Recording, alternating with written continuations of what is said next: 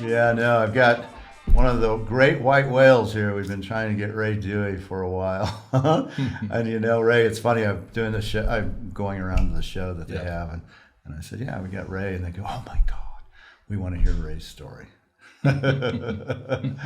So, and the reason is really you fit in a lot of the puzzles, right? You were one of the very first guys. We'll find out about that, and I think like 74 or something, probably somewhere in that time frame. But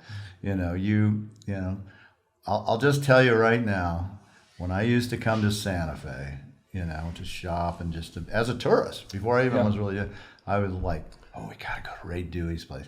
It was always like Dewey Gallery, was the place, and you'd walk in, you see all these. I can still remember, I can still visualize it. Thank you. And seeing all the textiles and the beautiful pots, they were all perfectly arranged, and I can remember going, that's Ray Dewey back there. I'm pretty sure that's Ray Dewey. That's true. No, you're too kind, man. No, it's really true. No, so much of that was my staff. I had incredible staff. You did have really great staff. Incredible staff. Yeah. There's no doubt they were there too. But you were available. You came out and talked to young collectors, and And at Forrest Fenn always told me that. Yeah, to come out and talk. Yeah, you got to be available. Yeah, that's true. And I was like, early 30s at that point. Really. I remember you. Yeah. I remember you. You had a lot of potential. Yeah. When did you figure that out? Well, I knew right away. Did you really? Yeah, I'm a pretty good judge of character. Yeah, that's interesting. I didn't know. Yeah. Even in myself, I didn't know it. It was just like, sometimes you don't. No, I was just like, I loved it. I wanted it. Yeah. And it's probably easier to see. You can see it, I guess. But you got to have the passion. Yeah, that's the thing. Right? And you got to have the commitment. Yeah. But all of us find our own style and the way we do it. Yeah. So, but I appreciate your comments. I really do. And before I kind of respond to you, I'm really looking forward to this. Two things. I just want to acknowledge this was indigenous Tewa land we're on. Yeah. Santa Fe was Pueblo land. Absolutely. Also, I probably wouldn't be here because I've tried in the last number of years, quite a few years, kind of stay on the back burner. I was on the front burner up here for a long time. I know you are. 36 years. Yeah. But we really kind of lived a more quiet life, but our dear mutual friend, Ed Mell, said, Ray, you need to see Mark and have him interview you. Yeah. I said, oh, okay. Yeah. Well, But you do a great job. It took me. Thank you. You do. Well, I got great guests, and that makes it easier. So, Ed took about 4 years to get him to do it. And, you have this, and that's one of the things I want to talk about is we have this great connection with Ed, the really important component of it. And, so you have you fill in the pieces that we need, and I appreciate you do it. I know you want to be on the back burner or under the radar. No, I'm happy to do this. I'm happy to do this. My family sort of encouraged me, and nice. So I'm happy to do it for you. So let's start with the family. Let's start with your family. Where you grew up, where'd you hail from, and all that stuff. I'm Colorado, born and bred. Our family, the Dewey family. Originally, we're from Normandy, France. The name there was Dewey, Douai. But they immigrated to southwestern England, came across on a boat called the Lions, which I always tease Denny, my dear friend who's gone, bless him, Dennis Lyon, that I came over on his family yacht. But they came to most of the family settled in Boston area in Connecticut. Those were the highbrows. We weren't. We went to Colorado, northern Colorado, north of Denver, and homesteaded. Wow, what year would that have been? Oh, man, I'm just not sure. My dad was born, and his brothers and sisters were all born in the old shack on the homestead. Wow. So that's where my dad was from, and the family was from there. I'm not sure. What part of Colorado was this? It was just east of Greeley, a little town called Gailton, Eaton out there, out in the plains, and it's just dry farming. Does it still exist? Yeah, those little towns do exist, and my grandmother Ada, after everything's gone and the family dispersed, she kept all the mineral and gas rights. So the family's been blessed with that for many years. It's not a lot, it's not Rockefeller, but it's great for the children. It's great for the legacy, Yeah. So But that's where he was from. And then my mother's side, they immigrated from Slovakia before the turn of the century. My great-grandfather was an engineer, and he came over and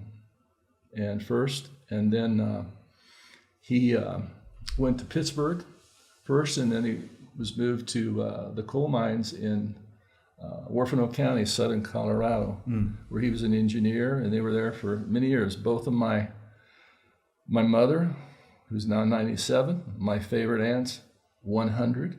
We're going to her birthday in Colorado next month. And then my younger aunt is 94. Wow. Unbelievable. Yeah. And they're pistols, they're pistols. And they tell me stories of that, but they were born in a little coal mine called Pictou, Pictou, just north of Walsenburg. It's beautiful area. Yeah. That, and then my grandparents, great-grandparents, that was Orfano Valley. The south of us, Coachara Valley, which we owned a ranch and stuff we bought later on. But I grew up in the Greenhorn Valley, north of there. And my great-grandparents bought a beautiful ranch from a Civil War captain, the Merediths. And my great-grandfather was just a little bitty guy, white shirt, suspenders, little speckles. The guy bought all the property. He just added the ranch, and we just lived up the road, and I was there all the time, bucking bales and irrigating. And what'd your dad do? My dad actually, he was a vet. He was in Italy for 3 years, and Bronze Star, and so he went to World War II. He was in yeah. And so did he ever talk about that kind of stuff? Never did. And I would give anything to have lunch with him. Yeah. And ask questions that I never did. I never did. But he built our own home a few years ago, packing some stuff. I found the 2 hand saws that he helped build our own house I lived in. But I have great memories. It's a beautiful valley, and there was a beautiful hill just above the original ranch house, the Big Red Barn, called Rattlesnake Hill. And it was on facing south, and I had a little cave up there. And as a kid, I was an only child, so hey, forgive me. I'm not going to exaggerate. I'm going to be straight with you today. I'll try. Yeah. It's tough for his traders sometimes. Yeah. But I had a little cave up there I always hung out at, and it was near a shale pit. And I collect, fossilized shark teeth down there and stuff. And but I sit up in that cave, and I would just look to the south. And from the south, you can see Guayatoyas, the Spanish peaks. It was like a gun sight. Oh, wow. And I knew as a kid there were Native indigenous people and the Spanish on the other side. And I would always wanted to get to the other side of those mountains. But what really drew me growing up in that valley, in 1779, De Anza, who has a lot of history around your area, Tubac, his Presidio was there 10 years before he became governor of Santa Fe.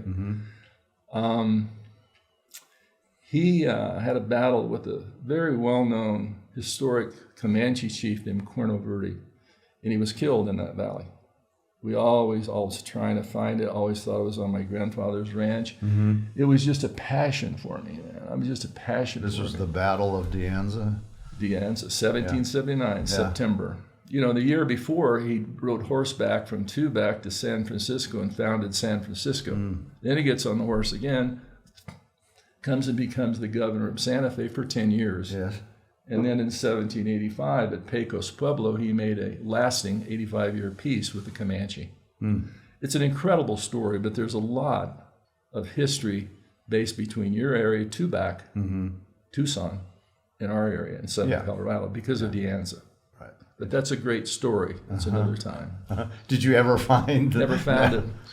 But there was records of that De Anza had taken his bonnet.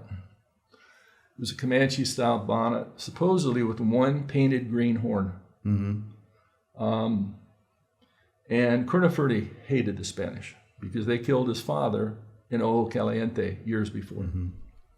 But apparently De Anza took that bonnet. You know, and he had about 200-300 Spaniards, and then he had over 1,000 Utes and Jicarillas.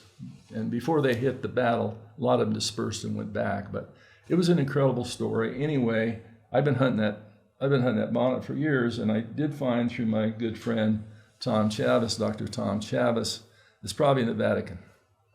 And he said it's at the Vatican. But he said they have thousands of boxes and crates in the Vatican from the New World, never been opened. So, you know, maybe that's where it is. Well, maybe you can go and see. No, I'm not that good at Catholic. My whole family's Catholic, but we're not Catholic. So you're growing up as a kid on this ranch, right? And are you doing cattle and that kind of stuff? Yeah, too? they had some dairy, but mainly it was Baldies, Herefords. Yeah. Yeah, it was beautiful. And that's what your dad was doing for a living, primarily? Yeah, he did that. He helped my grandfather, and then he was actually a working cowboy before me. And when I was young, he was a foreman for the Hayden family outside Denver and the Hatchet Ranch south of Pueblo. And in the valley I grew up, and he started the Rye Rodeo. He's the first president of the Rye Rodeo Association. He had 2 beautiful horses. I remember him. I have photographs of him on the horses. So, you know, and then, you know, he was always a quiet man, kind of quiet, little, you know, smaller than me, not much. But he was very talented. I mean, he could make jewelry. He made everything in our house. So, you know, I always was into all that. I appreciated him for that. And were you interested in native arts at that time? Absolutely. Yeah. I mean, I would assume there's probably pottery shards and arrowheads and all that on your property, or not? There wasn't? Never found one. Interesting. No. But there was something about it. I mean, I get it. The region, right? Oh, yeah. I grew up in New Mexico. I get the same thing. Yeah. You know, and all around me were, you know, all the Native American names of the peaks. And, exactly. You know, and I knew where all the encampments were because I researched them on the way south of our properties. And, you know, but I always wanted to be, my dad made me a beautiful teepee. And, but I didn't want to be a cowboy. Right. I wanted to be a Native American. I want to be an Indian. And I had a Roy Rogers lunch bucket. Yeah. I took to school. So when you're getting like into high school, what do you think you're going to do? Wasn't sure. I mean, I wasn't sure. You know, my high school, all my classmates, we went from 1st to 12th grade with them. I was going to say, it's probably really small, right? It's 100 people in 100 kids in high school. Yeah. And the 1st through 6th grade was in the lower part of the building. Yeah. 1st floor, and the 7th and 7th grade and 12th grade is upstairs. Right. My graduating class was 21, and there were 14 girls. And you dated about 3, 4, 5 times. You just switch around the girls. But it was a great place, a beautiful place. Yeah. Did your dad want you to kind of take over the ranch and do all that? No, that was really my grandparents. Yeah. Yeah. And he worked on it a while, helped him out. But he had a job also in Pueblo at a building supply company that sold a lot of lumber and stuff. And then he worked for the Army Depot for many years too, machinist and stuff. So, and he, like him and many of the other fathers at that time, they had carpools from where I grew up in Rye. The town I grew up was Rye, like the whiskey. And it was about a 34-mile one-way commute. And all the guys got a carpool, and they go back, 5-6 days a week because they wanted their kids to go out. And we didn't want to go into Pueblo. I was born in Pueblo. Yeah. But none of us wanted to move in there, so they commuted for all the years I was in high school. And so where did you go? What happened after you graduated? High school. Well, what year was that, by the way? I graduated. That's Vietnam stuff, right? Yeah, right? I graduated in '64. Okay. And then I graduated from college in '68. Okay. I always wanted to go to CU, Boulder. I was there at Boise State. Loved the campus, but my family didn't have money, and I was an all-state basketball player, and the coach. So you were really good at basketball then. I was okay. Good enough to be all-state. Yeah, and then the coach from Southern Colorado State, which is now Colorado State University at Pueblo, gave me a full scholarship, and I played there 4 years. And he was a piece of work, man. But so I went to school in Pueblo, and I never knew this, Mark, but all the time, I mean, I was a basketball player. Judy eventually moved there as a sophomore from Albuquerque to go to school up there. And I didn't know till years later, even in Santa Fe when we moved here, that Jay Evetts went to my same school. And I said, Jay, I never knew you. He said, well, I knew who you were.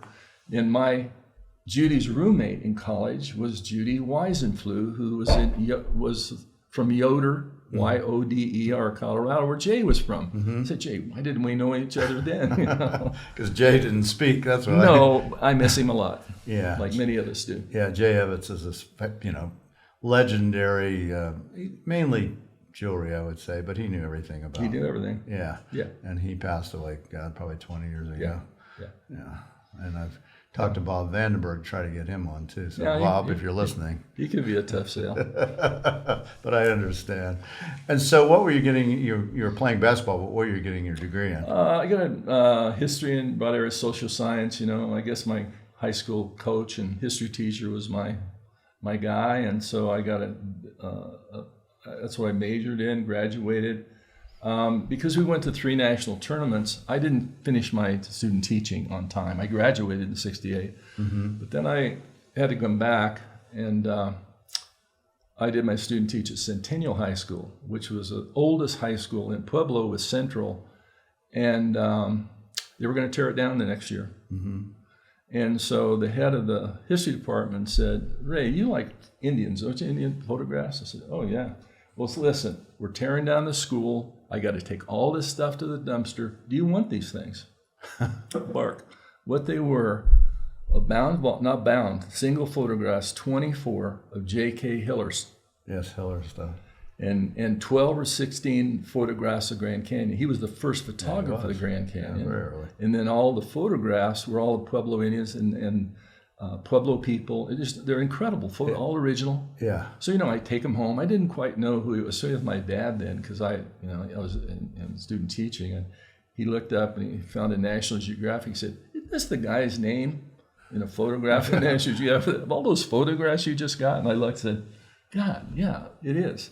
So long story short, I still have 4 of them. Yeah. Through the years, I sold them for my business. We have a growing business and demand.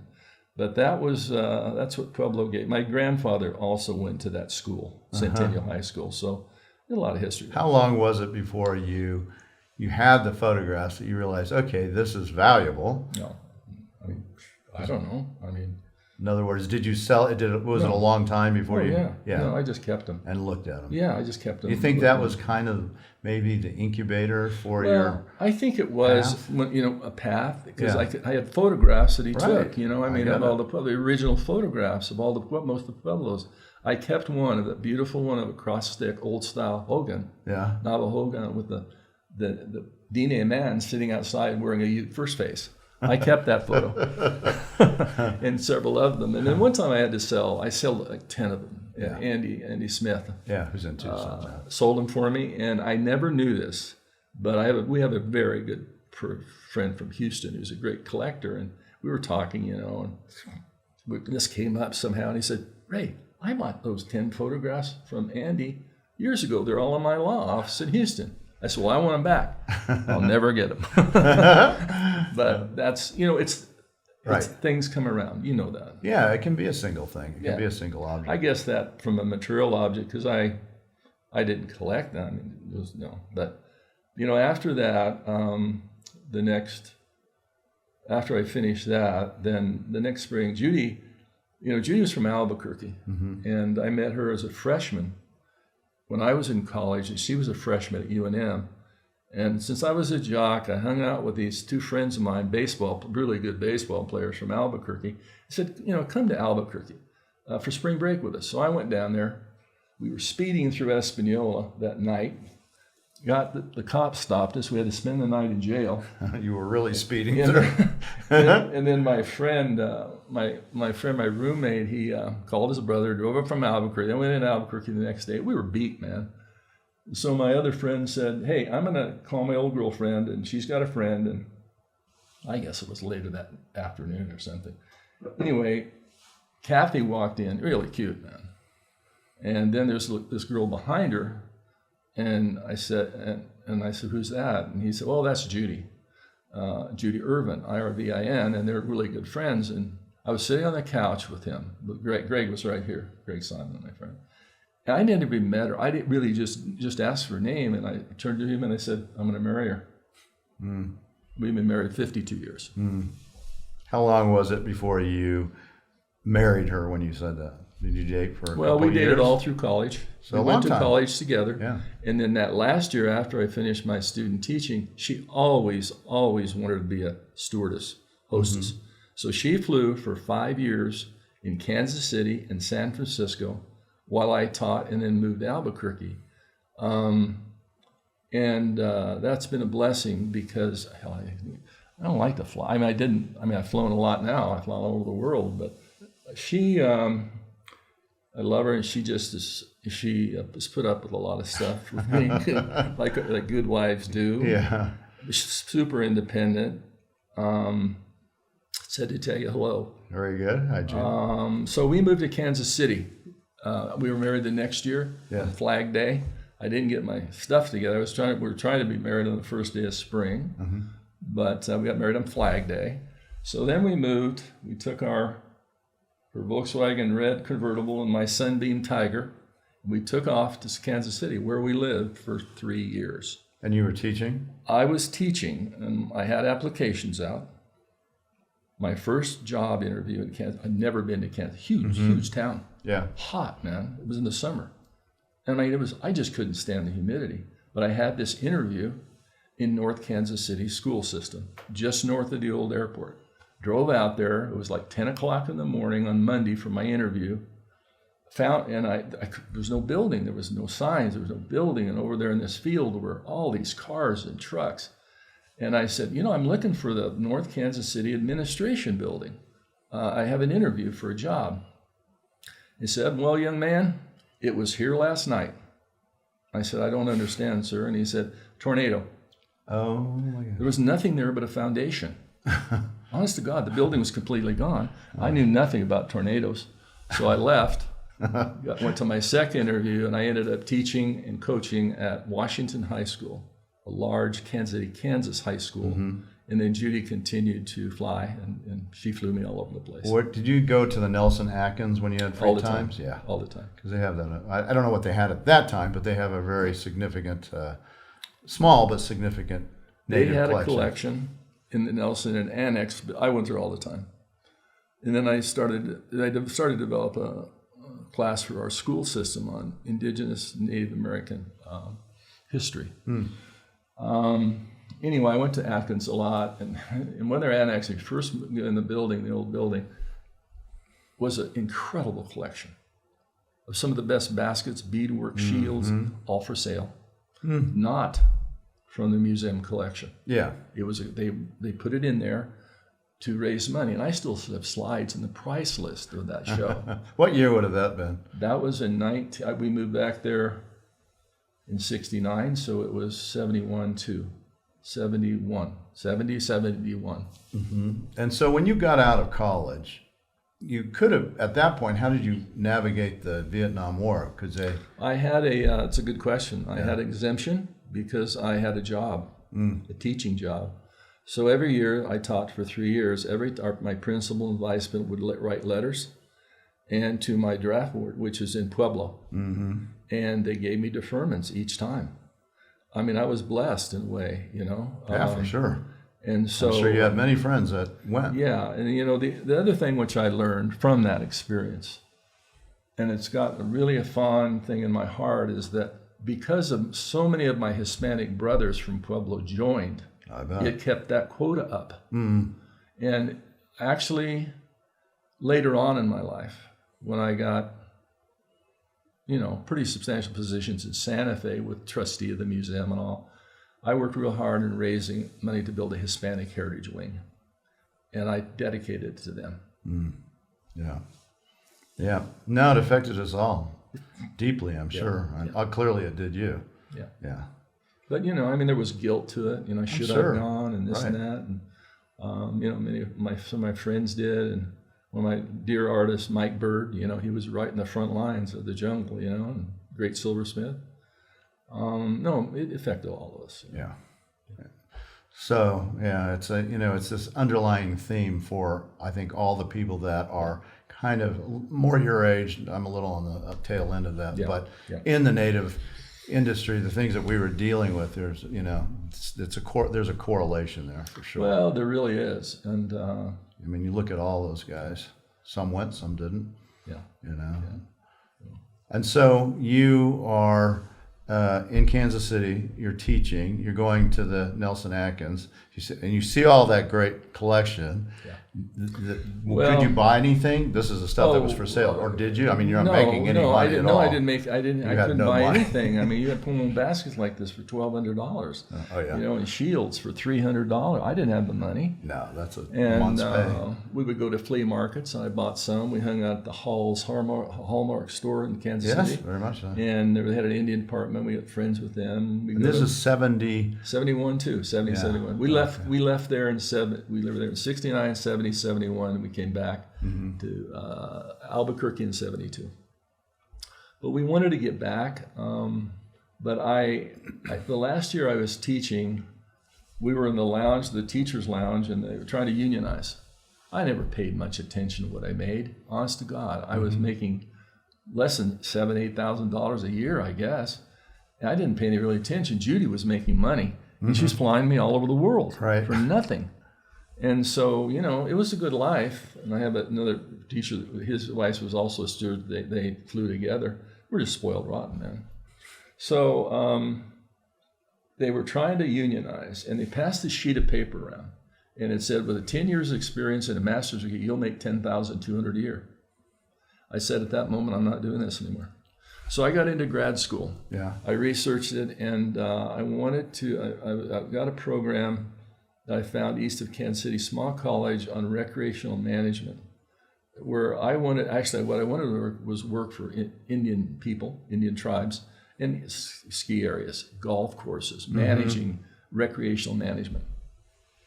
So that's what I worked on. I did projects with Haskell Indian School with Richard. So you got a master's? No, I did not get a master's. Yeah, okay. So I was there for the first summer in that school, college in Kansas, in Missouri. And then I went to, I got admitted to Albuquerque and to University of San Francisco programs.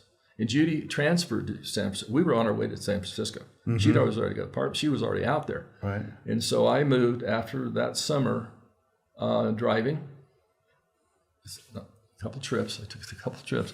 But I was going through Albuquerque, stopped by to see Judy's parents, and my best friend who introduced me to Judy said, Ray, don't go to school. There's a program right here. You can go to Albuquerque, you can go to UNM.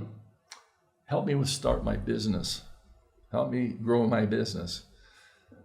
Told me what he was doing, kind of interior design, clothing, bags and stuff. And, he was a good guy. I knew him well. And he said, you can go to school part-time and help me in my business. So he really grew, and he started a store. He was in Old Town, but he started a store up in Windrock. And then I was just loving Indian stuff. So I met the Rosetta family, who started Liquid Silver. And then I hung out with them. They took me to Arizona, and I met John Kaufman, my first partner. Dear friend, Sally Lippincott, who was the trader at Wide Ruins, came in. And I knew who she was because I had her 2 books. And here, she walks in, this matron from Santa Fe. Right. Beautiful and just so important. And then I said, well, are you still in touch with Beata Ñaz? Oh, yes. So she arranged a show for me at that little store. That was my first Indian store. Was this your store? No, called Simon Evangel. It's a little beautiful store in Windrock. And it was sort of home goods and leather clothes and stuff, but it was beautiful, all wood. And, it was just a beautiful store. So I had a show for Beata Ñaz. Didn't sell anything. We bought the one Beata Ñaz feather dance that we had for a while. Was he at the show? Yes. What was he like? Quiet. Yeah. Cowboy hat. We kept in touch for quite a while. He took me, Judy, And we had a very lovely friend named Lorraine McDivitt, who was a trader in Gallup. And he would take us to Yeviche dances with Beatanyas. That's a good guide. Yeah, he's done a lot of the paintings of the Yeviche as well. So we got to, we started in that. It just gets you in your blood, man. Yeah. And but I always kept in touch with Sally. And she said, she would come in a lot. She would shop there, And so finally one thing led to another. And then another man came in that was, he'd been the judge for Indian rugs at the state fair. And his beautiful store, why don't you hang some Navajo rugs up? So he gave me some, some wide ruin stuff. And they said, come on the reservation with me. That was the beginning of what I started. This was 73, 74? Yeah, 73, 4. Yeah. And so I would go on the reservation with him. He knew all the old traders. He knew all the Navajo people. I didn't like his style because he was kind of abrupt with the weavers and stuff, but he had an unbelievable eye. And he had a great contemporary collection, no classics or anything like that. So I traveled with him for several years. Several times, and so I was meeting everybody, including Bill out of Hubble to Trader Hubbles, and all of those guys. My favorite traders were the Jacobs, and they were at Burntwater when the Burntwater rug was hot, and they were fabulous old time traders. And everybody wanted a Burntwater rug, basically a Clagata, Ganado style, but all in vegetable dyes, right, pinks. And I was getting these rugs, and sometimes they consigned them because I didn't have the money to buy them. I'm sure. But I had competition. My dear friend Tom Buffalo, Tom was Harvard, successful, airplane. I had a Volkswagen van. I wasn't as fast as him to get those good rugs. So he'd fly his plane in? Yeah, he'd take them down, to Scottsdale and sell them, and he'd be off, somewhere else. But Tom and I have kept in touch through the years. I think a lot of him and his wife, they live up in Mancos, beautiful, unbelievable home. So we can keep in touch. And that's kind of how I started. And then those years, after we got to Kansas, back to Albuquerque, we were living there. I was on the res all the time, and I was in my Volkswagen all the time in Scottsdale, all the shows in California. I was on the road. Yeah. But I was also meeting people. And I had sort of a weapon that I used. I would always take notes, write their names down, and as soon as I got back home, I would write in personal notes. I'd thank them. We were just in Taos this weekend, my birthday. And I saw so many friends and people I enjoyed. I'm going to do the same thing, actually, tomorrow. Go and write them a note. Yeah, write just a personal note, card, or something like that. And they remember. 20 years later, people remember that. They do. Stuff, No, they don't do that stuff. No. I don't. I'll email. But what's a card, right? So on that road trip, the Rosetta, Johnny introduced me to John Cochran from Tucson at the Kaibab shop. Yes. A very tough business guy. Yeah, he is. Not a friendly cat. Very bright, very financially savvy. I wasn't. And but I wrote him that letter, that note, and he said, let's take a trip together. So he took me in his Volvo station wagon through the Eds, and I introduced him to Charles Lowlam. I introduced him to all these traders. He was from Cleveland. He's a very successful business, had a huge independent dairy in Cleveland. But he didn't have any knowledge really on Indian gear, but he was a moccasin maker, and he had that beautiful shop on Stone Street. And he loved it, man, getting out on the res with me and stuff. And I knew people, and we hit it off. And so finally, he called me one day, and he said, Oscar Branson's down here, crazy Oscar Branson, who wrote the books on turquoise. Right. And he said, I said, yeah, he's got a store in Santa Fe. He wants to sell it. And I said, well, that's interesting. He said, what'd you think about going to Santa Fe? And I said, well, I have some people from Rancho Santa Fe, California, that kind of wants to back us in Durango. But I said, I'm happy to think about it, and I'll talk to Judy about it. Of course, I was dying to get to Santa Fe. So ended up, we bought that store. From Branson. Branson, yeah. It was $125,000. John put half the money down. All that Judy and I had was $1,000. Yeah. Did you get the inventory as well? I got the inventory too.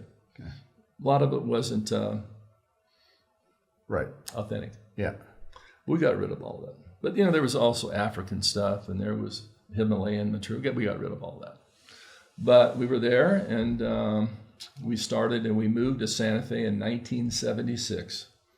The timing, because it was the bicentennial year, perfect. Yeah, no, that was really... America was discovering its country again. Yeah. And you couldn't pick up a magazine or anything or walk down the street without seeing someone from, a major newspaper, always. And so we just, I was meeting a lot of people.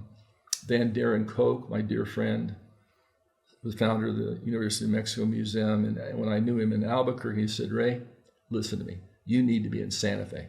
Mm-hmm. And I listened to him. And Sally would also say, Ray, you need to go to Santa Fe. So those were the two people that really pushed us to get, we didn't need much pushing, but to get there. And, and once we got there in 76, we kind of hit, Bob Ward was still in business barely. Al Packers was getting out, and Rex was getting out. Those were the three, Rex Aerosmith, the patrons of the business. All those guys were getting out, and just in the first 2 or 3 years there. So we were the only game in town there for a while. And was it called Coffrin Dewey at the time? It was called. We kept Treasure Chest the first year. Then we changed it to Dewey Coffrin Gallery. Yes. And then in 1981, we moved to the big location on the plaza. Yes. And at that time. And 2 years later, we bought John out completely, Judy and I. So it became Dewey Galleries. And in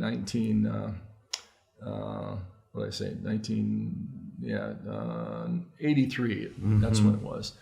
And then we formed later. So that was that. But in the old location, we had some great, incredible shows. And where was that location, the first one? 112 East Palace. Okay. Directly across from the Rainbow Man. Yeah. And of course, Marianne Capone was working for Oscar, and she inherited us, and so she was our first. Yeah, that's interesting. I just saw her a couple of days ago. She turned 90. She turned 90. We were at the birthday party. We wouldn't have missed it. Bob called me 3 times. So you guys got to be there. We had a great time. But Marianne, we love her, and Bob worked for us later on. Oh, that's interesting. Marianne was our first customer, and then as we started to grow. We hired Deanne Minuet, who worked for the old codger trader in the corner over there, Dutton's Rare Things. And then we hired Joan Caballero. Yep. So we had all of them. And they were great, man. And then, of course, when we first moved there, Rick Dillingham was always a very close friend of ours. Mm. And I bought my first Indian pot from Rick in Albuquerque in 71 too. Mm-hmm. And he moved. What was it? Do you remember? Yeah, it was a little. It was a little Santo Domingo pot with an American flag on it because it was bicentennial year. Yeah. And he had a few of them made. I bought one, and we were always really good friends. And then he was in Albuquerque, so then he worked with us. He didn't really work he worked with us. Mm-hmm. He created some incredible shows. We had all the major potters. We had Margaret Tafoya there meeting Grace Chapala. She was 103, and Margaret Tafoya. They were related, for God's sake. Right. Grace Chapala, she was from the Rio Grande. And so they were talking, and all the famous potters, the daughters were around them. They were talking and met at that show, and they were crying. They were crying, man. And we asked, and Rick said, I said, what's going on, Rick? And he said, and that one daughter would lean over to Rick and say, they're talking about our people, our relatives in the 19th century. Then wait for a few minutes. They're now in the 18th century. They're now in the 17th century. And they're just crying. And these two women are holding hands and they're talking. This was Grace Chapala and Margaret Tafoya. Grace Chapala and Margaret Tafoya. Mm-hmm. And it's unbelievable when those moments happen, man. Yeah, that's rare. So, and what year would have that been about? That would have been, I would say 78. Yes, right? 78. It was after, I think. See, I knew Lola well because I met him first in 72-3 with his airplane and his yellow Jag. But I would go out there, and I just met him, and I loved Hopi people. So I met him. I just came into the studio, and we got to be friends. And then he said, well, bring me things. So I would take him things. And what kind of things? Those stones, beautiful necklaces. I had some real incredible sources at San Domingo for number 8. Yeah. Big necklace, I said. And then I just trade him great material, and this is a true story. He usually used Macedon ivory. Yes. But I was in Albuquerque one time. I bought two pair of elephant tusks, honest to God. Yeah. Put them in the back of my Volkswagen van, and I took off for Hopi. I said, I have no idea whether Charles would have interest in this. Probably not, but I'm going to see if he wants to trade. Right. Opened the door. Charles said, oh, my goodness. He said, Ray, go into my jewelry case, pick whatever you else want, and we'll do a trade. Wow.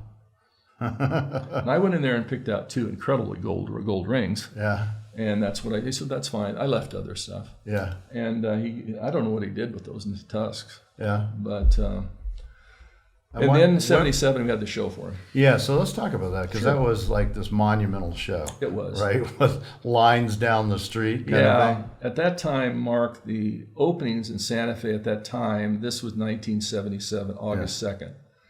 I remember because we were living up the street in a rental, and I opened the papers, and it's all over the front pages of the art section. But most of the openings were on Sundays, which is unusual, afternoons. So ours opened at 2.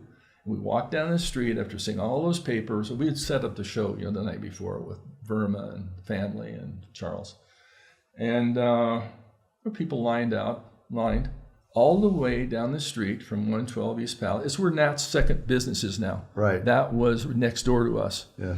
And so there were people lined down around the corner, halfway down the plaza. And, Judy and I were just stunned, But it was Charles Lolema. So before the show opened at 2, Charles said to me, Ray, come out here a minute. And we walked out through the crowd to the corner of the plaza, right by the guarantee. And he said, I want to tell you this. The last time I was in Santa Fe and sold jewelry, I sold jewelry here before. I was sitting over there under that portal. What are you going to say? Yeah. I can't say anymore. It was just amazing. He was a dear friend. I can't talk about it, but they invited us out to a number of ceremonies. And he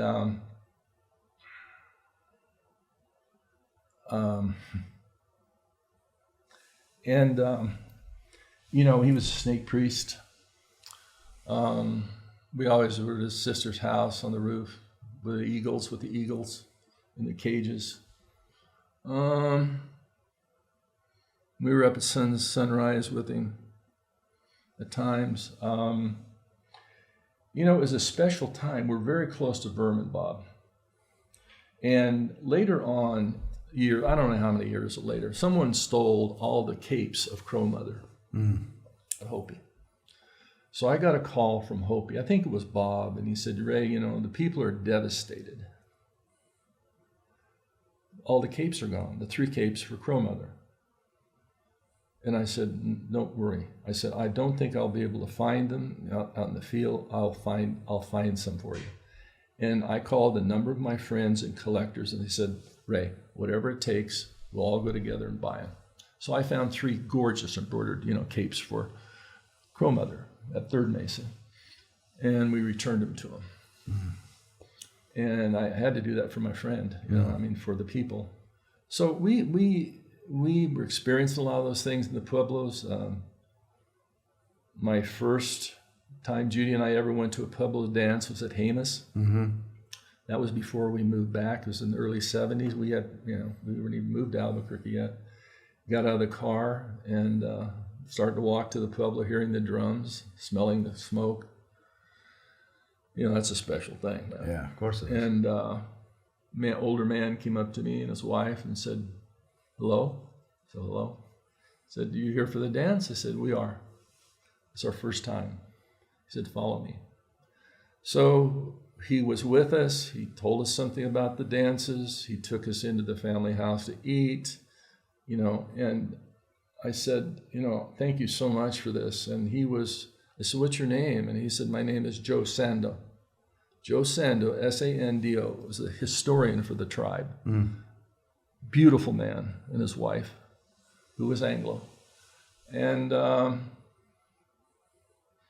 that's who introduced us to the Pueblo people, you know, and then we were very involved with other things. And so.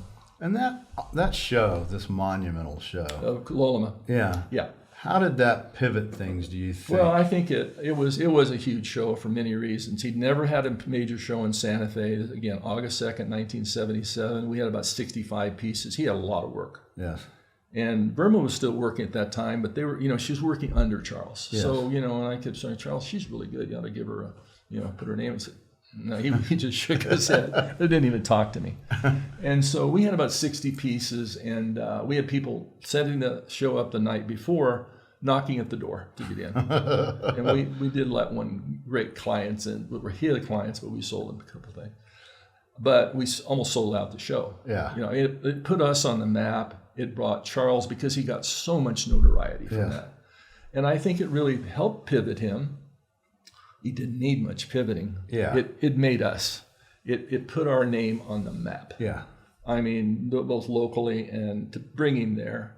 And we never later on, we had some personal issues with him that sort of pulled us apart a bit. And we were still friends, but we decided not to continue showing. It was our choice. We just decided not to continue. And so he went to Santa Fe East, and he went, you know, he was, Elaine Horwich wanted him bad. He wouldn't show with Elaine. Right. And, but we remained friends. And of course, I'm very close to the family. I don't see them enough. Right. And so that same time frame, that's about when Maria died, I think, August of 77. Yeah. Was right in there. Yeah, and Everly, you know, Everly was there. You know, Everly was she at that show, by the way? She would come to the shows. Yeah. You know, they were together for years at Right. Hobela. And she would come, and Charles, the first time, that show, he said, I want to go over to see Everly. So I got him in the car. We left our gallery. We drove to Forest, the Fens, and she had her show. And they same weekend? Oh, it's the same time. The shows were at the same time. Yeah, that's funny. I don't want to go there. Yeah, I can only imagine. But, you know, Everly is a treasure, man. I mean, as an individual, as a person, she is one of the most extraordinary people and women that I've ever met. Yeah, I would agree with and that. her talent is beyond belief. How much each of them learned from each other when they were together, I'll leave everyone else to figure that out. I have my own opinions, but I'm not going to say them today. Yeah. This is Everly Sabate for people who don't know. Everly Sabate. She's basically a one-person name anyway, but she Everly. is, and you know, the new book she did herself. She had help from friends, I think, but it's just stunning, and her designs are stunning. Yeah. But she was a friend, and you know, at the end of that first year or so, Oscar had a house over on Artist Road that Judy and I don't know how we got the money, but we bought that too with a friend, Joe Carr. Mm-hmm. And that's where she did a lot of her work. It's in that house. But we bought the house for an investment. Turned out great. Doug McDowell, who built this building we're sitting here in today, he was remodeling that for Joe Carr and I. So we were always into real estate too. I got into real estate early. Yeah, and Everly, she was showing at Forest that whole time. She was every year. Right. And he did a great job for her, and she sold super well. Very, very, very strong clientele. And so this is 77, and so how does it progress from then to say like the 80s? Because that was again a boom time. It was a boom in Santa time. Fe. You know, we were getting so big. We opened the stock market store next to us, the stock store. Quinn and Company closed, so I got control of that lease. It was doubled our size. That's for all the rugs. We had all the Navajo rugs in that. So we had our gate together, then we had that. And then we got the other location on the second floor where Josh was. We had that. That was a cool little place. I hung out there a lot. And so we had three things, but we had three different landlords. And all around the plaza, basically. No, right across from. All the buildings are right across from Rainbow Man. Okay. Those three buildings. Yep. One now is the Christmas shop. Yep. And the other one, I don't know what. That's where Josh was. We had all those buildings. Yes. And we had three landlords, man. But our first landlord was so reasonable. It was God. The archdiocese owned our building. Yes. And when we first moved to Santa Fe, our rent was $425 a month. So we would go over to the cathedral and give it to the nun every month. And then I wanted to go to confession because it was so cheap, you know. I mean, it easily got out there, but, you know, it got higher. But we decided to go. Moore's Men's Store, the famous Moore's Men's Store, closed in 1981, and we took the lease. Mm-hmm. A dear Greek family owned it. Like, we were very close to them. John Comus, the old Greek man, he was an immigrant sailor, and he jumped off the boat and he started buying properties in Santa Fe. So he said, "You want my building?" And I said, "Yeah, I would really like to have it." He said, "Go get a lease." The house gone. Well, you just shake your hand. How long do you want it? And I said, "Well, I'd like to have it for a number of years." So he said, "Well, give me a lease. Go get a lease." So he said, there's an office supply store. So I went over to the office supply, came over, and he had me fill it out. So I put down 3 years, 5 years at X amount, $3,000 a year. 5 years, $3,500 a year. Next year, $4,000 a year. And he said, "Okay, let my son look at it." He had his son upstairs who was an attorney, where Nat was later. And he said, "Yeah, it's fine." So we signed it. We were there for 15 years. And that was the big... That was a big store. That was the historic Spielberg building. Yes, that's right. You know, that was the big mercantile and the famous, you know, the famous Serape that's in Miami. Yeah. And it was a beautiful store. And the windows, really. I mean, the windows Yeah, those big windows. You'd see things in them. I remember seeing a big Santa Clara candelabra in that window, and I was back the next morning early to try to get it, which I did. Yeah. Well, great, thank you. Which is now in the Museum of Indian Arts and Culture. Well, we had, you know, Maurice Dixon, our dear friend, designed a lot of those windows and put them together. But we had clients that literally, I'm serious, 3 different times would walk by. I don't think I'll use her name. Anyway, she was walking by with her husband one Saturday morning, and they said hello, and they looked at our windows. They were gorgeous, man. And big pots on pedestals, a blanket behind it. You know, it was sharp. And so they went down the street, maybe get a Frito pie. I don't know. And Richard came back. He said, "I want the whole window." You bought the whole window, man. Then we had another client. We had a crazy show on fishing lures from the Great Lakes. You know, these painted lures, incredible. So Maurice designed this thing, looked like ice hole in it, suspended all these lures, different sizes and all painted. They were all moving around in there on nylon. And client came by, bought the whole window. How did you end up with those? Did somebody? I don't know. I mean, you know, I can remember quite a bit of stuff, but I mean, we had a lot of material. Yeah, I get it. And you know, I was eclectic. I mean, I like different stuff. I like folk art, different things. And we eventually got into, you know, Santos and all that. And then, of course, the antique furniture. We had a lot of antique furniture. Right. And so when did you? Because you were pretty much native at that point, because you started into paintings at some point. Yeah, at 81, 83. In 81, we moved there. We had a big show for Dave McGarry as our first show. And then I started getting contemporary paintings. They did okay. I had a good director. She sold well. And that's kind of when Ed started. I found Ed, he was in a magazine, American Artist Magazine. Or, you know, I called him dead on. He didn't know who I was. I called him, found out his number, called him at the studio. He didn't know who I was. And but he was intrigued about Santa Fe. Was this 82, 83? You know, yeah. We had the big show for him and Maynard Dixon. Yeah, I remember. In 1985. Yeah. All of Ed's paintings were downstairs. And we had just opened Owings-Dewey Gallery upstairs. And then I had enough money to cut a stairway through from my roof in the building up to his store so people could get in there. Right, I remember going up those stairs. Then we had we had the big Dixons up there, the show up there. So that was in 85. And of course, you know, from there it's sort of history, isn't it? Yeah. Do you remember any of the Dixons that you had in there? This is not a trader's tale. I'll tell you a really cool story very quickly. I played golf with, I love golf because I like to be outside. I haven't played for years, but I was with a friend. I'm not going to use his name. He's gone. I'm just not going to use his name right now, but he was a well-known artist, and we played golf. And we were on the 17th tee box of Cochiti Lake, my favorite course, Robert Trent Jones course. And he said to me, Ray, do you like Maynard Dixon? He lived out in Nambe. And I said, yeah, I mean, he's my favorite Western artist. I mean, what can you say? Yes. And he said, well, my neighbor has some, I think. I said, your neighbor in Nambe has some? So the next few days later, he called me and I went out in this beautiful house. I mean, I can't remember. It was a famous historic house out there. Knocked on the door. This big, blonde, I mean, hunky guy came to the door, man, and let us in. And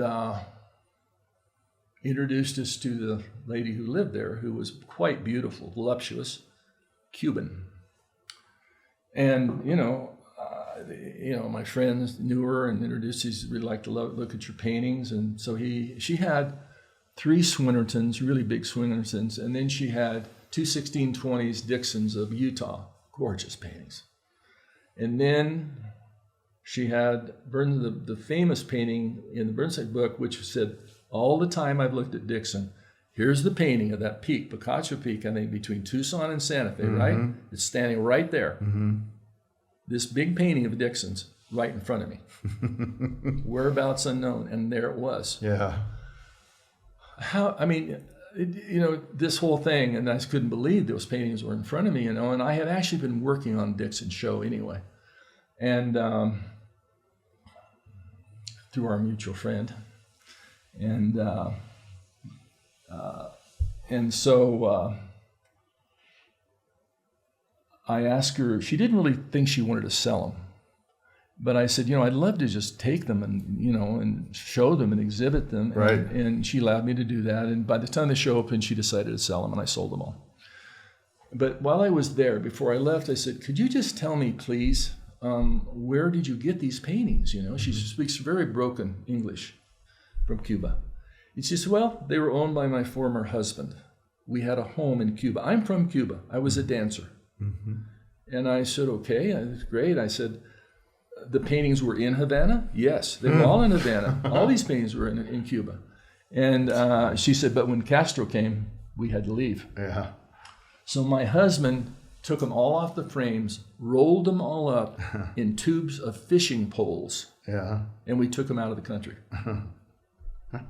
And I said, what was your husband's name? She said, Merrill. And I said, Merrill? Charles Merrill? Merrill Lynch? She said, yes. True story, man. Yeah. And so whoever owns those paintings now, if you can track down the Dewey history, now you know the rest of the story. Now you know the rest of the story. Yeah. So, but all the paintings were sold, and then that when you had that, 85. that was the same time as Ed Mell. So at the same time, Ed was downstairs and Dixon and upstairs. We did a catalog. We did a catalog. Yeah, I have the catalog. Yeah, we have that. Yeah, no, I remember going through it very well. Yeah, but it was beautiful paintings, and we borrowed one from the Museum of Northern Arizona. We borrowed them from a few people. There were some for sale. Mac Grimmer at the time had a beautiful, I think it was a 1620, a New Mexico piece, Adobe Sky, a gorgeous painting. And, Mac, it was a little tough to deal with, but I liked that guy. And he gave me a price, and we sold it. Might have been the one I actually owned at one time, because I did have one out. Send me a photo. I did have one out of your catalog. That's it. Yeah. If it's the Taos piece. Yeah. Now where Mac got it, I don't know. Yeah. But he had it, and he gave it to me for the show.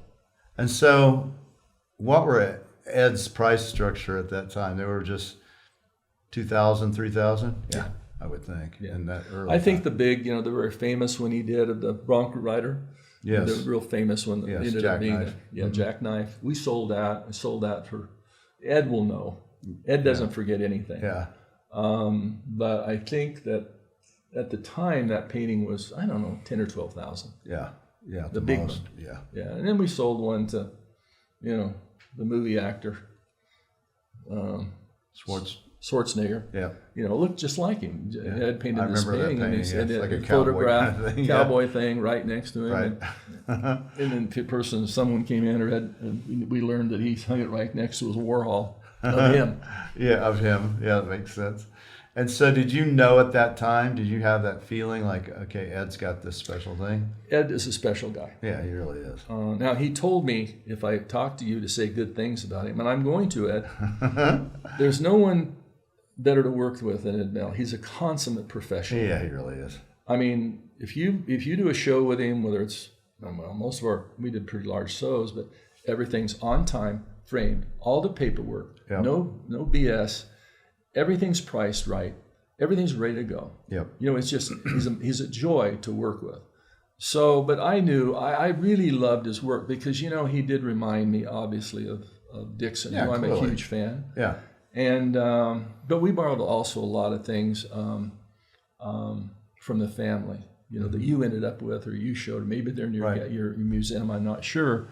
But we had a lot of things from the family. Yeah, and that was 85. 85. Yeah, because 93, I think, is when they had the big Dixon show in Santa Fe. Yeah. And so from 85, let's just kind of move through to maybe the early 90s. What was happening in your gallery and in Santa Fe at that time? Kind of changed a little bit, I think. Yeah, it was starting to change, Man, it's hard, I started in 72. Right. And this is like 50 years later. Yeah. I'm surprised I can remember any of this. I've been doing this a long time. Yeah, I know you have. And I'm still active. I'm still quietly active with certain investments and stuff in art. But, it's a lot to remember, man. Yeah. Who were some of the other artists that you represented while you were? Well, Pete Nesbitt. Yeah. Pete Nesbitt is a superb painter. He is. I liked him so much as a person. He's a dedicated artist. He still is. I recently saw some of his work at Meyer. I was in there a couple of days ago and told the owner, John, to say hello for me. I haven't seen Pete in 25 years. Yeah, he's still painting great stuff. And I know you show him. We had a real favorite artist of mine. I called her out of the blue too. Her name was Joan Foth, F-O-T-H. She was a watercolorist, New York, Parsons, the whole deal. And her husband was I met her in Santa Fe, and I showed her for years. Huge watercolors, big landscapes of New Mexico. Right. We have 2 of them in our family. My mother owns 2 of them, and she was a phenomenal painter. When I decided to close Dewey Galleries, and then she went to another gallery on Canyon Road for quite a while. She lived in Chimayo, a lovely woman and lovely paintings. I think she's great. I bought one a few years ago in an auction in Kansas City of Jones. When did you close Dewey's? When was it? Dewey's we sold to Vincent Price's daughter, Right, Victoria, in 2003. Okay. I knew when it happened. Yeah, I remember. and but she, I'd known her a long time, for a while. She was a lovely person, and we sold through her. She was co-executor of his estate. And, Vincent Price was a phenomenal. He acted to buy art. Yeah. That's what she said, and I believe it from everything I've read about him. Yes. But we sold all kinds of things, from folk art to Diebenkorns. Right. And so, then she really came to me and said she was really interested in maybe getting appraising or doing something else. And so I said, well, I was kind of thinking about doing something with the gallery.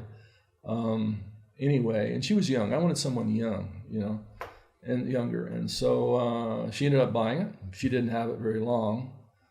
She had exquisite taste. But then eventually I had talked to, before Victoria came, I had talked to Jed. Jed Fouts, I think the world of. And I asked if he was, he had his hands full at Farmington and Albuquerque. But anyway, Jed bought it from her, and then he's been there ever since. That was in 2003, and then we formed owings-dewey. Also, I can talk about it a little bit, but we started that in '85, and then Nat bought us out in 2009. In 2009, so he took the big spot, right, at that point. Yeah. And then you had the upstairs where Jed at Shiprock Traders is still. Yeah. Yep. Yeah. And Jed got that in about same time frame, I guess, about 2000. Roughly. Yeah. I don't think Victoria had it but a couple years. Yeah, no, she didn't. She didn't have it real. And so when you decided to get out, that had to be an incredibly difficult decision. Emotionally, it was. Yeah, no, that's what I mean. People always ask me, because I could actually still be doing it, I guess, but I was just I'd done a lot, and we were very involved. A third of my life. Well, I had a young family too. I mean, they started in 83, 85. We had 2 boys. You know, we've been married 15 years, and we decided, well, we have some money in the bank. We can afford these kids, I guess. And so we had 2 sons. You know, Adam and Justin. Adam was first, who lives in Chicago. Justin's in Albuquerque, and they both blessed us with 2 grandchildren each. Nice. They're just the joys of our life. When Adam was first born, we would put him in the front window of our gallery, and we'd wrap him up in a blanket, because Judy usually sat there. Judy worked, we worked together for 25 years. Right. And then we wrapped him up in a blanket. He looked like a little wrapped up baby. I mean, everybody came to the window anyway, but there's a baby. So one day, Larry Frank walked by, and he said, "Ray, how much is that baby burrito in the front window?" And it was Adam. I love that. Well, the person you met who greeted you, my son Charles, I have a photo of him somewhere sitting in a dough bowl, a big, huge, Santo Domingo dough bowl. I put my kids in really big Oyas, really, really big Oyas, the ones in the Denver Art Museum now. I mean, I don't know. We're putting together all the photographs, trying to organize all this stuff for my 2 sons, 2 copies. Yeah, I would have been afraid to put my son in an Oya because it would have been too expensive. He broke one time. I won't go into it. No, I understand. But he was 3, so we allow those kind of things. So you made the decision. Yeah, we decided to close. Yeah. I was kind of tired, and I was always extremely involved with the museums. I was on a lot of the museum boards and chairing the museum in New Mexico with all the museums. The Folk Art Museum was very close. I chaired that board, and we worked very closely with Anne Marion when she started the O'Keeffe, because I was the president of the Museum of New Mexico Foundation then, and she was one of the most wonderful person I'd ever met, and so generous.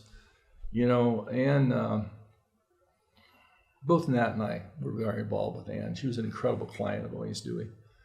And because I was on the board of the museum, and she really, she was sensitive about it. Do you want me to talk about this a little bit? Yeah, absolutely. So she's an important I was on the board as the president, and Tom Lissy was the director of all the museums in New Mexico and Santa Fe, and Stanley Marcus, my dear friend, I love him so much and miss him so much. He was a trustee of mine on the board. And so the board wanted to see if we wanted to open an O'Keeffe wing.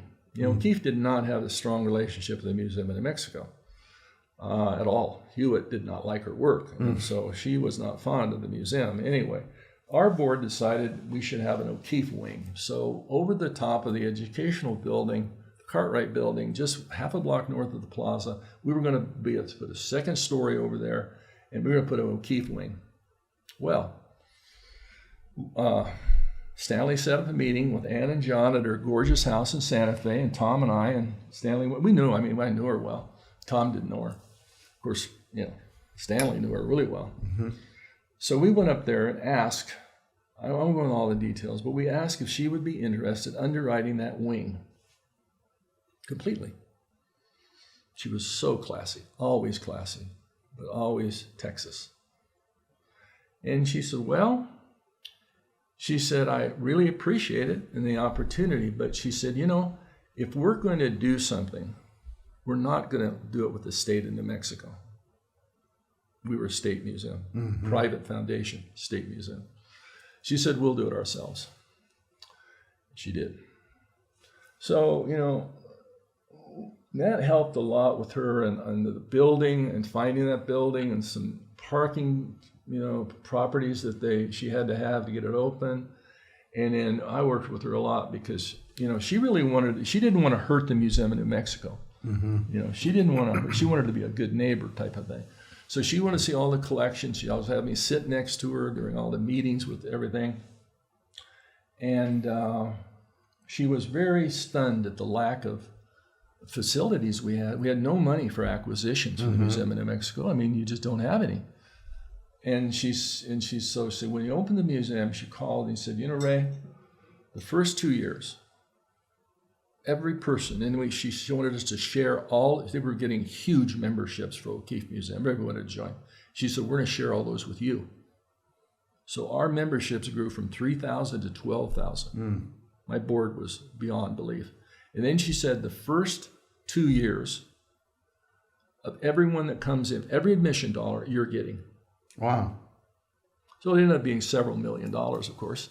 And so that became an acquisition and its own fund within the museum. And of course I left and other executive people. And then finally I got on the one of the executive directors after I left and said, you got to have a thank you to Anne Mary. Because he didn't know where the money came from. Yeah. So they had a huge, beautiful dinner. I could not attend it because my youngest son was graduating from college and I wouldn't miss that for the world. Yeah. And when that opened, I remember that summer that opened. I think Jerry Peters opened his big gallery that same. Yeah, he did, I think. That year. Yeah, it was a special time, magic time for Santa Fe. I remember, they had an incredibly beautiful dinner to celebrate, and all the announcement. Anne spoke. It was the official kind of opening. I think it was the Hilton. Judy and I walked out after that dinner. It was just an amazing evening. This is true. Yeah. We walked out of the museum back to our car. We looked up over, kind of toward the east over the plaza, and it was a abstract white rose, the clouds, with the moon behind it. Yeah. And I said, this is good. This is a good sign. Yeah. True story. Yeah, it's a great museum. Yeah. Oh, it is. And they're moving. They're going to build a huge new campus. I didn't know. Where's that? Well, that's going to be, Anne also bought the entire old Safeway building across the street over there, the big parking lot. And she bought all the buildings along Water Street across the convention center. She owns all of that. Because she wanted to expand the museum to more of an American museum. She knew, she had a vision. And so they've hired, they just selected the architect who did most of the work at the railroad yards and the new Vladimir Modern Art Museum in Santa Fe. And he is going to build that new campus, huge new museum. And then the museum which now exists is the O'Keeffe. Right. That will be, I think, probably educate. They'll still do facilities and programming out of it, but the big museum's coming. It'll take about 3 years. So they'll move from where they are now. That'll be more of educational or probably, whatever. I think it is, or they're programming. And they're going to move to that brand new building. It's going to be quite a deal. And what's the crossroads of where that is? You walk out of the O'Keeffe Museum, right there. You make a left, and there's a big building with a parking lot. That's it. Oh, that's that all one. that land. That's all. Oh, yeah.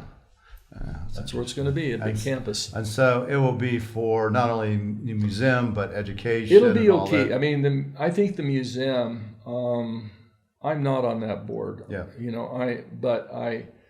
I do know something about it, but that's where all the O'Keeffe move. And I actually think they'll probably expand more into American paintings and modernism there. I think they'll expand that. Makes sense. I mean, it feels like Santa Fe is kind of moving in that direction. It has been for a number of years. Architecturally, it has. For sure. Yeah. What do you think about that? I like it. Yeah. I mean, I'm a traditionalist. Yeah. I mean, we lived in a gorgeous, it's like 17 years restore that thing. Right. But we live in an Upper Canyon, a beautiful adobe stream and a meadow and all that. It was in a lot of magazines and all that. But we love traditional, but we also love the contemporary. Yeah. Yeah, and the very first week that we were in Santa Fe, Ray Eames came in with Nat's stepmother, Margaret, and Nat's father. And, American royalty. Yeah. And, I mean, I knew who they all were, and Ray Eames, of course, And so that started me really thinking about, really got me more affirmed into modern and design. I've always liked architecture anyway, so I always liked it. Yeah, no, it's the same, right? The same. Right. I mean, I bought my house for the art, actually. It was like, this is perfect. I know where one space I go, I've got an Ed Mell that'll fit right in that nicho. I saw a painting Ed did for you recently. Oh yeah, the transcendental one. Oh man, he sent me a picture of it. Oh, I saw. He showed it. He said I showed this to Ray, and I ordered one. Yeah, it's unbelievable. I mean, it's unbelievable. Yeah, no, it is. You know, and we got a kind of a deal going. You and I probably always have deals going with Ed, but man, that guy's in demand. Yeah. But anyway, the painting hangs in my office. So the next time you come, I saw it when he did a little study for the archery. I think it was for the archery, and I said, "Oh, you got to do that big, man. I'll buy it." It was just remarkable. Yeah. It's all from that inspiration of transcendental art. Yeah. You know, which is wonderful when an artist who's 80 can still be so inspired by things he sees. He's so humble. Oh, yeah. And he's so knowledgeable, and he's so giving. Yeah. I mean, even to the younger artists and stuff, you know, he's just... Yeah. No, he is. Yeah, he's Ed Mell. So where do you see our business, the Native American business, going? People do ask me that, I guess, because I had such a long, career in it. But, I really don't go to shows much anymore. Occasionally I'll go to one, but I just don't go to them. I'm tempted. I'd probably buy something. You would. As far as the Native American, you're really focused on that question? Yeah. Native American? I'm not sure. I don't know. I think that there's so much infusion. One of the main reasons we got out, all my clients were getting older. Yeah. And I could see we were not getting the new blood in. Yeah. And the shows had stayed in Santa Fe. They had not moved to St. Louis, or they had not moved to Chicago. They had not moved to LA, to maybe create a different, younger crowd. They didn't do that. They just stayed, that's fine. I understand that. Everybody loves to come here. But I think I'm not sure about the younger generation, if they're going to support it. I mean, you have a lot of interest in jewelry in Japan. You've had a long time, and they're a wonderful artist. They're still doing great stuff. I really respect in contemporary Indian, Mark and Linda, Mark's commitment to Tortellina and the Two Grays. Yeah. He's saved that out there. He's done a phenomenal job. But as far as I think the antique business has its days numbered. But, I've been saying that for, a decade or more. Yeah. I just think it is. Yeah, it's interesting because, of course, the dealers are getting older and going to go away. But I have started to see younger people come in. That's great. And younger dealers. That's and great. I think the thing that may really revitalize and save it is the interest in indigenous art right now, contemporary. Very high. Very high. Very high. I mean, Mateo Romero, who I represent, is right now. He was in the New York Times, this week. No. And I think I really compliment you, and I compliment Jed as far as two dealers I know who committed to those contemporary artists. Absolutely. We committed to them in our years. We had a lot of great, older material, but we handled really good artists. Yeah. Loloma, for instance. Loloma and Gail and Yazzie, and we handled a lot of people, but we were selective, and they've grown with the business. But not all dealers do that. They either specialize in just old or just new. They don't sort of combine them. Yeah, it's a living art form, boys. So I don't know how you can't see it as that. Yeah. I mean, that's what got me most interested, was meeting Native American artists. That's what I started buying contemporary art when I got into this business. So I don't know, Mark. I think it's a tough question to answer. No, I think it's maybe it's like we were in Havana, Cuba a few years ago with the Latin American Institute at UNM, and I asked a question to this Cuban official, and our guide. She was an incredible guide. We had two. And I said, just explain this to me about Cuba. And she said, it's complicated. And I'll leave it at that. It is. No, it is. And I think there are. I've heard this. I don't know a lot of the younger dealers in this business now. I really don't. My interests lie other way. I probably know more about, we really started collecting 15 years ago, Mexican art. That's what we've done, Mexican modern. We travel there a lot. My wife speaks beautiful Spanish. Yes. Thank God she does, because I don't.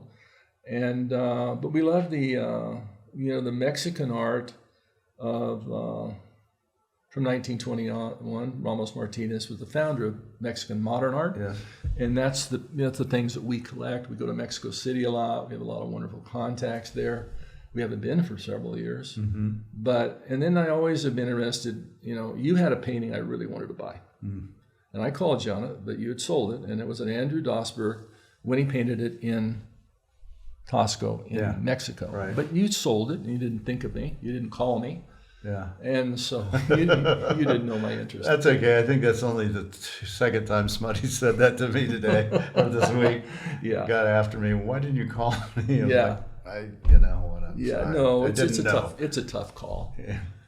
And so I remember the painting though. Yeah, it's a beautiful little watercolor. But anyway, that's because I think one of the reasons we got interested in that is there's a lot of connections with New Mexico there. Yeah. And with Bistrom and Cook and Lath, they all went to Mexico. They all did. And I also Vascoleras was the education commissioner in Mexico City during Diego's period, the Rosco Siqueiros.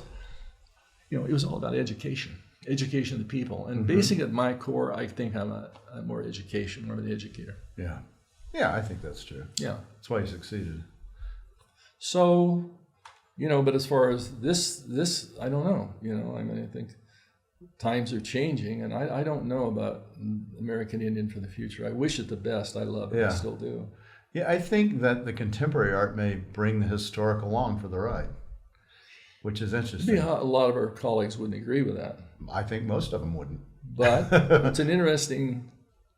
That's your idea. It's not necessarily mine, but I'm not going to disagree with it. I think that's an interesting way of thinking about it. Yeah. It's probably true. Because I think there's going to be more and more interest in contemporary native arts. It's clear, They're breaking Whitney, ground. Right? They're breaking ground. Oh, God, what's that incredible designer? My wife loves her stuff. The clothing designer. Well, there's the one, she's in Taos. No, no, there's another one that's does these like catalogs and clothes and God. Yeah, there's quite a bit. Jamie Akuma. Yeah, Jamie Akuma. That she's got a piece with the wheelwright. Unbelievable. Right showing what she does. Those designs and her style and what she does it's world class. Yeah. Well, we have the Whitney has a one-person show for John Quick to see Smith. Yeah. When she first came to Santa Fe in 1973-4. I bought 5 of her paintings, all Kalispell series, for $150 a piece. Yeah. And 3 or 4 months ago, I was selling for $12 to $15. Never kept any. And then a few years ago, we bought one back for our collection, Kalispell, because Kalispell is that series that the Whitney has, permanent collection. So we bought one, cost us $3,500, I guess. Now it's worth $12,000. That's $15,000 now. Those paintings. More actually. More. Yeah. Actually. Yeah. But so that's what I'm talking about. I think you've got a good point there. Yeah. But you get the credit for saying it on air, not me. I don't know. But part of it, I think, is the East Coast mentality is starting to realize that native arts have great value. That we missed this. We've missed it. As a country, we've missed it. We missed it. Yeah. Well, you and I may not so much because we gave our lives to it and we love it. Yeah. But the rest of the country is all of a sudden starting to wake up.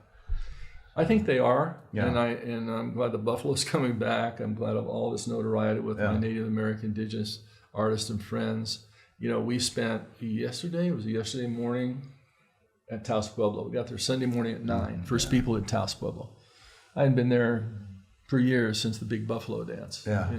Pole climb, and it was just so special to see it, walk around, and just to be there with the people. And we had a phenomenal guide, young woman from Taos, said it the way it was from the history of Taos. And all the colonialism and a lot of it, all that. So, but I think people are coming. I think they are more sincere. Americans are getting more sincere and looking at it. I hope so. Well, we have people like Cara Romero too, who's now got her own gallery, and I'm a monster fan. And the of her Dominguez, Dominguez. They've been a gallery for years. They do a gorgeous job. They're very talented, very smart. Oh yeah. Well, have we missed anything? Anything else you want to? I don't think so. I'm curious who made your shirt. That's quite a shirt. That's your eye dazzler shirt. Yeah, no, it's a Jam's World kind of Hawaiian. No, I don't think you covered a lot. I probably talked too much. No, you can't talk too much. This is what this show's all about. If you have other questions, fine.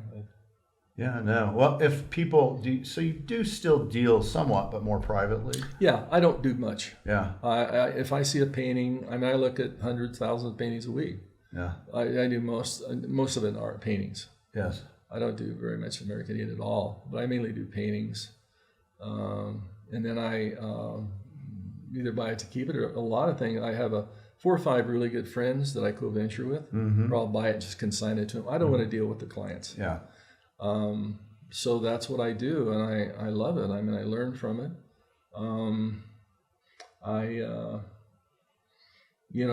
really, really gotten fond of abstract art. I'm a huge fan of Cubism. I'm a huge fan of Cubism. And myself personally, I've always wanted to paint. Always. Oh, yeah. I heard you were. Oh, you did? Oh, I did. From Ed. Well, and Ed's been very kind to me and everything, but I've been painting about going on 4 years. Yeah. And I enjoy it. I love it, And a lot of what I do is with native pigment that I've gotten from Hopi and my indigenous friends. Bob Gagos traded me A.C. Luigel's all his pigments. He was one of the code talkers. Yeah. Probably started the code talker. He was brilliant. Right. And so Bob, I traded one of my little paintings, abstracts, for all of his pigments, which I use in the paintings. And so I try to put pigments and make a note where all those things come from. Yeah, very cool. And I enjoy doing that. It's more like gouache. It's like gouache. Right. Do you sell them as well? No. Just I have no plans of selling. Yeah, I'm just not curious. looking. I sometimes I ask people that I respect like you and maybe an opinion or anything, but I have no interest really in selling them or having a show. A lot of people say I should have shows. I don't need to, financially, and I just enjoy being myself and doing it. It's the creativity. Yeah, I just really enjoy doing wish it. I I give could a do lot it. away. I give them away or I trade them. That's wonderful. Well, if anybody out there's listening and they got Mexican modernists, call Ray. I'm sure you can find him. He'll answer your phone to that one. Tell you how to sell them. No, I've enjoyed this today, and I do want to professionally compliment you on your commitment. This is a big commitment. All these interviews. Yeah. And I've not watched very many. I've lost a few. I know. The ones I have been very interesting. I really enjoyed the one with Jim Ballinger. Yeah. But I've enjoyed a number of yours. But I think you're just doing, you're doing a really great contribution to the arts. Really. Well, thank you. Yeah, I think it's important to capture these voices. Yeah, it is. And for researchers, if nothing else, because these interviews will be part of the history that when somebody's trying to figure out what was Santa Fe in the 70s, right? What was that, the art scene? Yeah. Well, here's part of it right now with Ray Dewey. Thank you so much, Ray. Thank you. Yeah, enjoyed it. Very good. All right, my friend, my good friend. Yeah. All right. Thanks. Yeah, I'm in awe. No. No, you just don't know. Ray Dewey's gallery was critically important to me going, what's this? Well, thank you. Our timing, we were blessed by the timing too, and the right people. And we had incredible staff and great community support. But that's why I wanted to give it back. I was really involved with the community, the arts community. And we're very proud, Judy and I, a few weeks ago, were called by the Department of Cultural Affairs. We had no idea this was coming. And we were selected as one of the 9 receiving awards for the contribution of the arts in New Mexico. Wow. So that's going to be in October. Wow. And so we're very proud of that. I don't say it to brag. I'm just saying it because we're just stunned. We're humbled by that. I get that. We didn't do any of this for notoriety. Really That's why you get the award, my friend. I guess so. No, it is. That's how it happened. I got a couple, and I've always felt the same. It's like, are you sure you got the right guy? You got the right guy. And, we've been out of it. We've been gone a long time. Am I that old? But I guess we're both that old. Yeah, we are. We're getting there. All right. Thank you again, You're very Ray welcome. Dewey. All right.